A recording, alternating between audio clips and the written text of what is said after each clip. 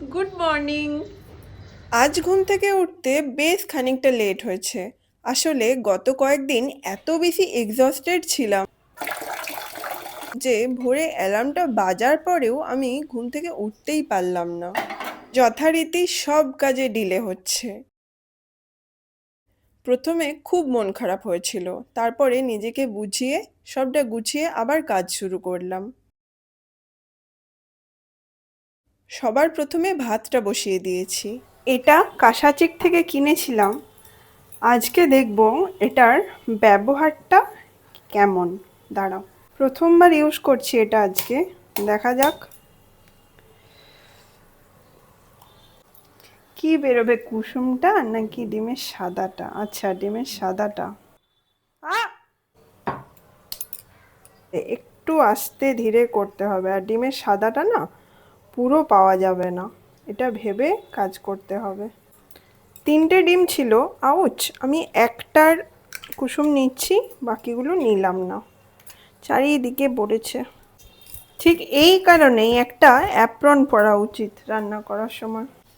ভাজার সময় একটু অসুবিধে হচ্ছিল, মানে লিকুইড ভাবটা একটু বেশি ছিল।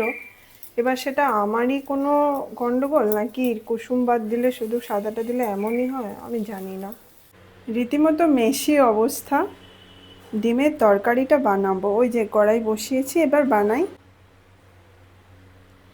আজ রান্না করব ডিমের তরকারি।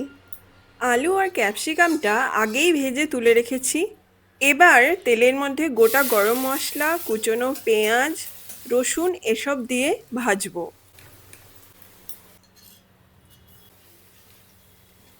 আমাদের বাড়িতে মাছ বাদ দিয়ে কোনো আমিষই খাওয়া হতো না, তাই মাকে রান্না করতেও দেখিনি, শিখতেও পারিনি। শেখার প্রয়োজনও ছিল না। এখন ওর দেখে দেখে বেশ খানিকটা শিখেছি।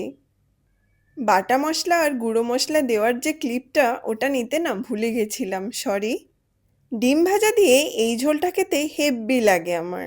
সব কিছু শেষে নামানোর আগে একটুখানি গুঁড়ো গরম মশলা দিলাম। ডিমের কষা খেতে তো খুব ভালো লাগে, কিন্তু এই প্রচণ্ড গরমের মধ্যে আমি ভাবলাম পাতলা ঝোলই করি, ভাত দিয়ে খুব ভালো লাগবে খেতে। এই রেডি হয়ে গেল আমার ডিম ভাজার ঝোল। এটা তোমরা কারা কারা খেতে ভালোবাসো জানিও। আর এই যে ডিমের ঝোলটা যে পাত্রে রাখলাম, এই পাত্রটাও আমি কাসাচেক থেকেই কিনেছি। কি সুন্দর দেখতে না? এই রান্না আমার 2 দিন খুব ভালোভাবে চলে যাবে।